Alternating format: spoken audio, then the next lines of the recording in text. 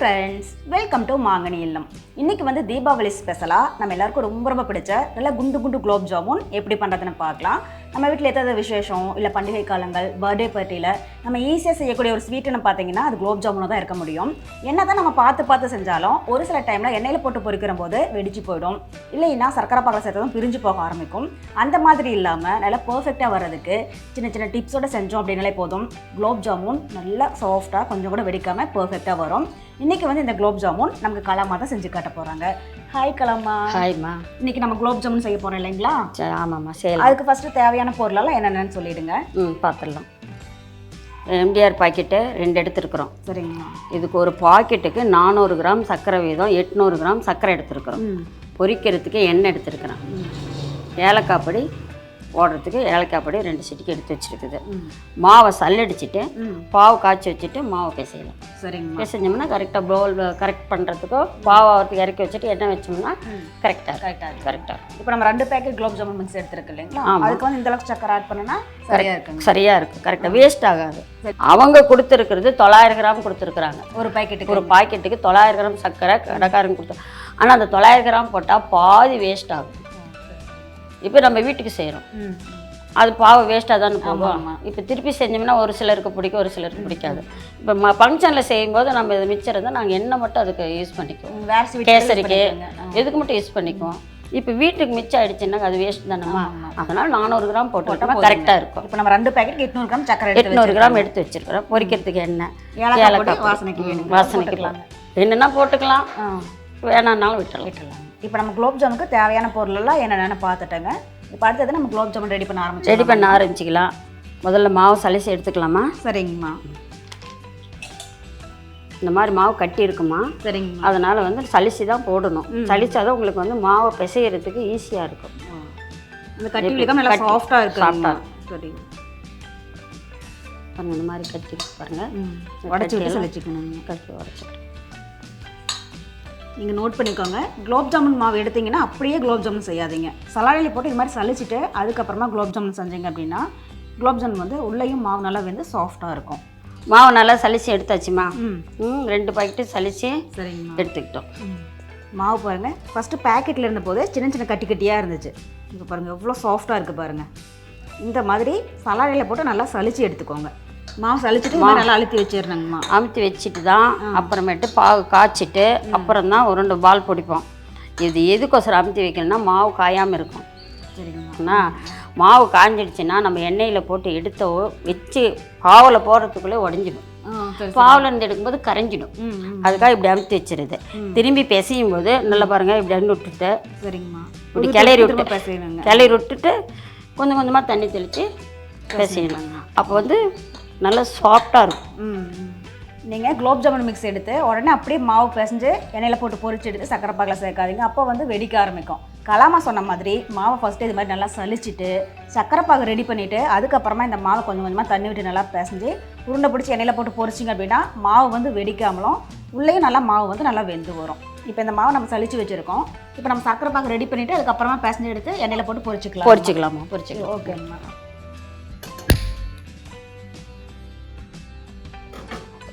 சக்கரை பாவு ரெடி பண்ணிக்கலாமா? சரிங்கம்மா. சக்கரை பாவுக்கு உண்டான தண்ணி 600 மில்லி. சரிங்கம்மா. இந்த தண்ணி 600 மில்லி தண்ணி ஊற்றுறேன். இப்போ நம்ம எடுத்துருக்கிற 800 கிராம் சக்கரைக்கு 600 மில்லி தண்ணி போதும். 600 மில்லி தண்ணி போதும். 2 பாக்கெட்டு குலோப் ஜாமுன் பாக்கெட்டுக்கு எல்லாம் கரெக்டாகிடும். மிச்சமே இதே பாகு மிச்சாகும். சரி, நல்லா கொஞ்சம் தண்ணி பப்புள்ஸ் வரட்டும். வந்த பிற்பாடு சர்க்கரை போட்டுக்கலாம். சர்க்கரை போட்டோம்னா அது சர்க்கரை சூடேறி கரைஞ்ச டைமுக்கு நம்ம கரெக்டாக பால் பிடிக்க ஆரம்பிச்சிக்கலாம். சரிங்கம்மா. இப்போ மாவை பிசைஞ்சு பால் பிடிக்க ஆரம்பிச்சோம்னா பாவை இறக்கி வச்சுட்டு எண்ணெய் எண்ணெயில் போட்டு பொரிச்சு எடுத்துக்கலாம். குலோப் ஜாமுன் ரெடி ஆகிடும். இது மாதிரி டக்குன்னு 2 சைடு மாற்றி வைக்கணும். டக்குன்னு வேலை முடிஞ்சிடும். ஈஸியாக இருக்கும். மாவும் காயாமல். இப்போ நம்ம சலித்தோம்.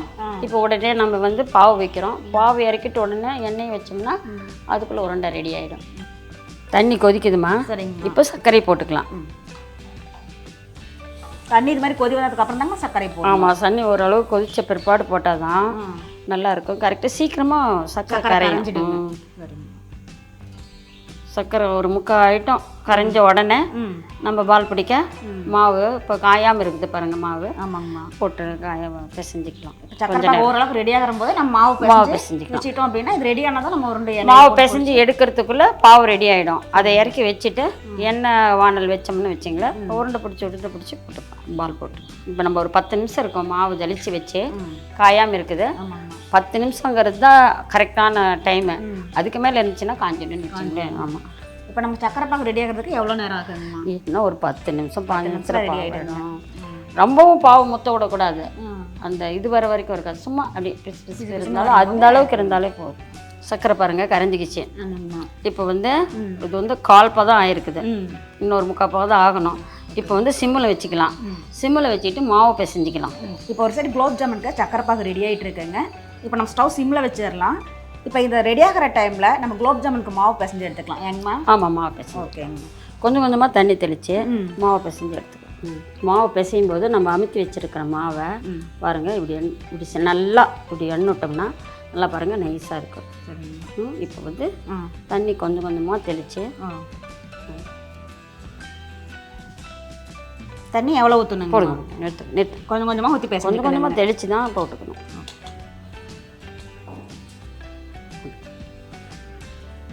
மாவு பிசையும் போது நீங்கள் ஃபஸ்ட்டே தண்ணி நிறையா சேர்த்துடாதீங்க. இது மாதிரி கொஞ்சம் கொஞ்சமாக விட்டு பிசைஞ்சிக்கோங்க.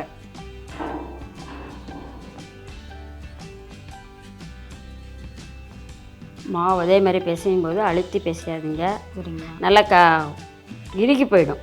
சப்பாத்தி மாவு மாதிரி இறுகி போயிடும் பாருங்கள். இப்படி இப்படி அண்ணுட்டு அப்படியே லேசாக விரல் நுனியிலேயே இப்படி பிசைஞ்சிக்கிட்டோம்னா கரெக்டாக இருக்கும். மாவுக்கு தண்ணி பத்தலாம். சும்மா இப்படி கையில் போட்டு தெளித்து தண்ணி போதும். தண்ணி கரெக்டாக இருக்குது. இதுக்கு மேலே வேணும். இந்த மாவை நம்ம ரொம்ப அழுத்தி பேசக்கூடாது. இந்த மாவு எப்பயுமே அழுத்தக்கூடாது. மாவு கையில் இப்படி பிசு பிசுன்னு ஒட்டிச்சுன்னா சரிங்களா, எண்ணெயை இப்படி தொட்டுக்குங்க. தொட்டுக்கிட்டு இப்படி மாவு நல்லா நம்ம இது பண்ணோம்னா அப்படியே மாவு கையில் ஒட்டாமல் வரும். மாவு கையில் ஒட்டாமல் வரும். குண்டாவிலையும் ஒட்டாமல் வரும். ரொம்ப அழுத்தக்கூடாது. இந்த அளவுக்கு தான் மாவு இருக்கணும். பாருங்கள், நீங்கள் மாவு வந்து ரொம்ப அழுத்தி பேசையாதீங்க. இது மாதிரி கலாமா பேசுகிற மாதிரி லேசாக பேசஞ்சுக்கோங்க. இந்த மாவு பிசைஞ்சு ஒரு 5 செகண்டு பாருங்கள். மாவு இந்த அளவுக்கு இருக்கணும். இப்படி அண்ணம்னா மேலே புஷ்ஷுன்னு வரணும். ஆமாம், நல்லா சாஃப்டாக இருக்குது. சாஃப்டாக இருக்குது. அதே மாதிரி கையில் ஒட்டலிங்க மாவு. கையில் ஒட்டாது. இப்போ இந்த மாவை நம்ம ஊற வைக்கணுங்களாங்கம்மா, இல்லை உடனே போட்டு பொரிச்சு எடுத்துடலாமாங்கம்மா? இல்லை, ஊற வைக்க வேண்டியது இல்லைம்மா. இப்போ நம்ம பிசைஞ்சிருக்கிறோம். பாவு ரெடி ஆகிட்டு இருக்குது. பாவை இறக்கி வச்சுட்டு எண்ணெய் சட்டி வச்சுட்டு நம்ம பால் பண்ணோம்னா கரெக்டாக இருக்கும் போடுறதுக்கு. ஊற வைக்க வேண்டிய அவசியம் இல்லை. ஒரு 5 நிமிஷம் ஆகும் நம்ம பால் பிடிக்க. ஆமாம், அந்த டைமுக்கு எண்ணெய் காயறதுக்குள்ளே சரியா போயிடும். பாவு நல்லா கொதிச்சு வருதுமா. ஆமாங்கம்மா. பாவு ரெடி ஆகிடுச்சுமா. நீங்களும் பாருங்கள். பாருங்கள், இப்போ சக்கரை பாகு நல்லா பிசு பிசுன்னு இருக்குது. முத்தின பதத்துக்கு விட்டுறாதீங்க. இது மாதிரி கையில் தொட்டு பார்க்குற போது நல்லா பிசு பிசுன்னு இருக்கணும். பிசு பிசுன்னு இருக்கணும். இந்த கரெக்டாக இந்த பதம் வந்து கரெக்டான பதம். இந்த மாதிரி இருக்கணும். கம்பி பதம் வந்துடக்கூடாது. அதே மாதிரி முத்தின பதத்துக்கும் விட்டுறாதீங்க. இந்த பதம் மாதிரி இருக்கும்போது கரெக்டாக இருக்கும். குலோப் ஜாமுன் உள்ள போட்டோம் அப்படின்னா நல்லா ஊறி வரும். இப்போ நமக்கு சக்கரை பாகு ரெடி ஆகிடுச்சு இல்லைங்களா? இப்போ ஸ்டவ் ஆஃப் பண்ணிவிட்டு நம்ம குலோப் ஜாமுனுக்கு உருண்டை பிடிச்சி எண்ணெயில் போட்டு பொரிச்சு எடுத்துடலாம். மாவு நல்லா ஊறி போச்சுமா. சரிங்கம்மா. மாவு வந்து பிசைஞ்சு பால் போட்டுக்கலாம். ஓகேங்கம்மா. மாவு உருண்டை பிடிச்சிக்கலாமா? சரிங்கம்மா. மாவு பாரு நல்லா பதமாக இருக்குது. நல்லா சாஃப்டாக இருக்குங்க. சாஃப்டாக இருக்குது. அதனால் மாவு வந்து உருண்டை பிடிச்சிக்கலாம். இப்போ நமக்கு எந்த சைஸில் குலோப் ஜாமுன் வேணுமோ அதுக்கு தகுந்த மாதிரி உருண்டை பிடிச்சிக்கலாங்கம்மா. கரெக்டாக பாருங்கள் சைஸ். நான் இப்போ உருண்டை பிடிச்சிக்கிறதுக்கு மாவு கொஞ்சமாக கையில் எடுத்துருக்கிறேன். இந்த மாதிரி சப்பாத்திக்கு நம்ம மாவு நீட்டமாக எடுக்கிற மாதிரி எடுத்துட்டு நமக்கு சைஸுக்கு தகுந்த மாதிரி கிள்ளி போட்டுக்கலாம். சரிங்கண்ணா. சரிங்கண்ணா. பால் வந்து நமக்கு எந்த சைஸில் வேணுமோ அந்த சைஸில் உருண்டை பிடிச்சிக்கலாம். கையில் பிசு பிசுன்னு ஒட்டுதுன்னாக்கா கொஞ்சோண்டு எண்ணெய் தட்டு இல்லை நெய் வெடிப்பு இல்லாமல் வரணும். அப்போ வெடிப்பு இல்லாமல் வர்றதுக்கு பாருங்கள் நல்லா பால் பண்ணுறோம். எப்படி இருக்குது கையில் வாங்கி பாருங்கள். இப்போ குலோப் ஜாமுனுக்கு மாவை உருண்டை பிடிச்சாச்சு. இது மாதிரி கொஞ்சம் கூட வெடிப்பு இல்லாமல் ஒரே மாதிரி உருட்டிக்கோங்க. அதே மாதிரி இந்த மாவை உருட்டும் போது ரொம்பவே அழுத்தி உருட்டாதீங்க. பாருங்கள், கலாமல் உருட்டுறாங்க. அது மாதிரி லேசாக இந்த மாதிரி உருட்டி எடுத்துக்கோங்க. அப்போ வந்து நம்ம எண்ணெயில் போட்டு பொரிக்கிற போது மாவு வெடிக்காது. உள்ளேயும் மாவு நல்லா வெந்து வரும். இப்போ உங்களுக்கு வேணுங்கிற சைஸில் நீங்கள் உருண்டை பிடிச்சிக்கலாம். மாவு பால் எல்லாம் ரெடி ஆகிடுச்சுமா. சரிங்கம்மா. இப்போ எண்ணெயில் போட்டு எண்ணெயும் காஞ்சிட்டு இருக்குது. எண்ணெயில் போட்டு பொரிச்சு எடுத்துக்கலாம். சரி. இப்போ என்ன பண்ணுறோம், பாவு வெதுன்னு இருக்கு. இப்போ கடைசியாக 1/2 ஸ்பூன் அளவுக்கு ஏலக்காய் பொடி போடணும். சக்கரை பொடியில் போட்டுக்கணுங்க. ஃபஸ்ட்டு ஏலக்காய் பொடி போடக்கூடாது, போட்டாக்கா வாசமெல்லாம் போயிடும். அதனால் போட்டுட்டு ஒரு கலக்கி விட்டுறணும். சரி. பாரு இன்னும் வெதுப்பு இருக்கு.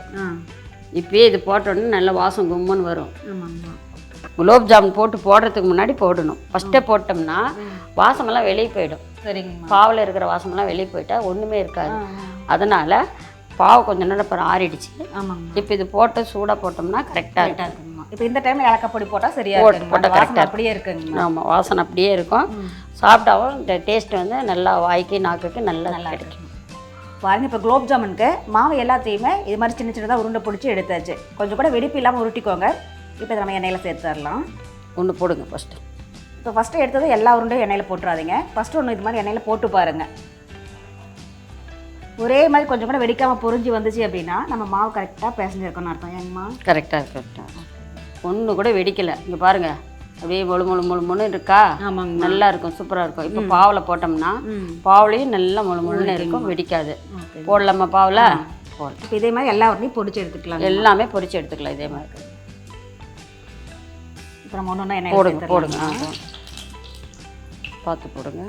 பாருங்கள், எண்ணெய் வந்து ரொம்ப சூடாக இருக்கக்கூடாது, மீடியம் ஹீட்டாக இருக்கிற மாதிரி வச்சுக்கோங்க. இது மாதிரி ஒன்றா எடுத்து பொறுமையாக உள்ளே போடுங்க. எண்ணெய் வந்து கையில் தெரிச்சிட போகுது. இப்போ எண்ணெயில் இப்படி போட்டுமா. சரிங்கம்மா. பாருங்கள், இப்படி விட்டுட்டிங்கன்னா நல்லா மேலே பொறுன்னு வரும். எண்ணெய் சூடு மிதமாக கரெக்டான மிதத்தில் இருக்குது. மாவு வந்து நல்ல மாவு நல்லா நம்ம பிசைஞ்சு 10 நிமிஷம் ஊற வச்சு போட்ட உடனே நல்லா புஸ்ன்னு வருது. ஆமாம், இது மாதிரி கலந்து விட்டுட்டே இருக்கணுங்க. அப்போ தான் ஒன்று போல் பொரிஞ்சு வரும், ஒரே மாதிரி கலர் வரும். இந்த குலோப் ஜாமுன் எண்ணெயில் போடுற போது எண்ணெய் ஹையில் இருக்கிற மாதிரி பார்க்காதீங்க, மீடியம் ஹீட்டில் வச்சு அதுக்கப்புறமா குலோப் ஜாமுனை ஒன்று உள்ளே போட்டு பொரிச்சிக்கோங்க. அப்பப்போ இது மாதிரி லைட்டாக கலந்து விட்டுட்டே இருந்தீங்க அப்படின்னா ஒரே மாதிரி நல்லா பொரிஞ்சு வரும்.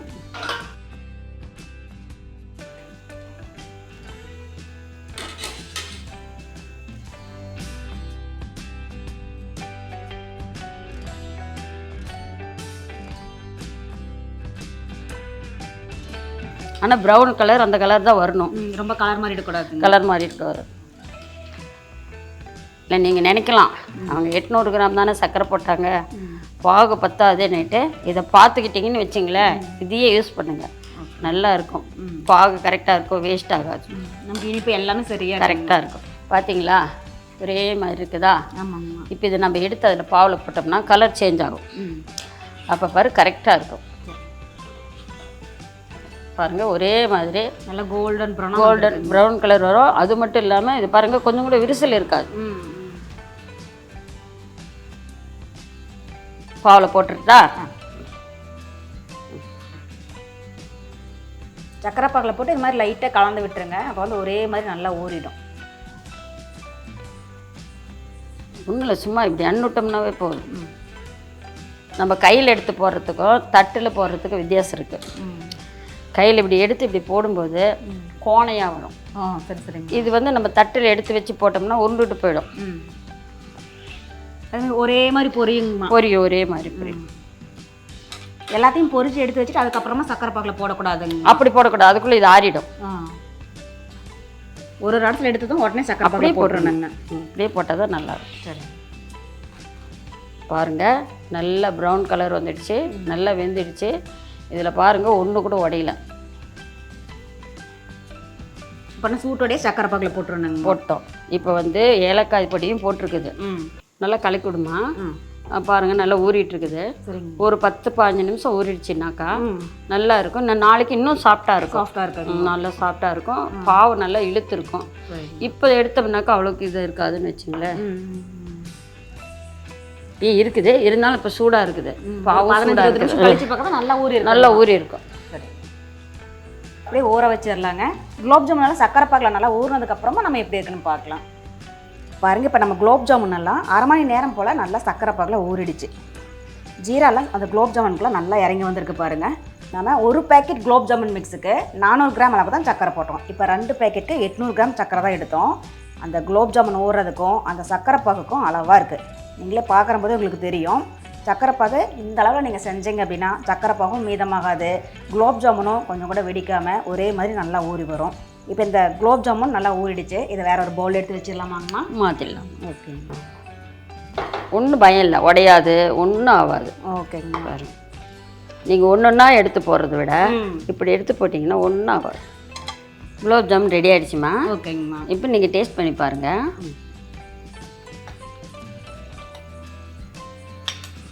டேஸ்ட் பண்ணி பார்த்துட்டு எப்படி இருக்குன்னு சொல்லுங்கள். ஓகேங்க. பாருங்கள் குலோப் ஜாமுன் எவ்வளோ சாஃப்ட் அண்ட் ஜூஸியாக இருக்குது அப்படின்ட்டு. இந்த சக்கரை பாகும் குலோப் ஜாமுனுக்குள்ளே நல்லா இறங்கியிருக்கு. இப்போ நம்ம டேஸ்ட் பண்ணி பார்க்கலாம்.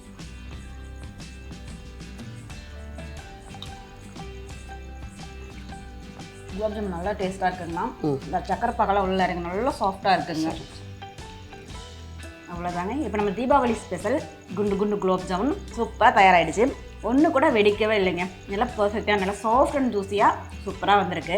ஸோ நீங்களும் அந்த தீபாவளிக்கு கலாமா சொல்லியிருக்கிற இதே மெத்தடில் செஞ்சு பார்த்துட்டு எப்படி இருக்குன்னு மறக்காமல் கமெண்ட் பாக்ஸில் சொல்லுங்கள். என்னுடைய இந்த ரெசிபி வீடியோ உங்களுக்கு பிடிச்சிருந்தா லைக் பண்ணுங்கள். உங்கள் ஃப்ரெண்ட்ஸ் அண்ட் ரிலேட்டிவ்ஸ் கூட நிறைய ஷேர் பண்ணுங்கள். உங்களை அடுத்தது ஒரு இன்ட்ரெஸ்டிங்கான வீடியோவில் மீட் பண்ணுறேன். பாய்.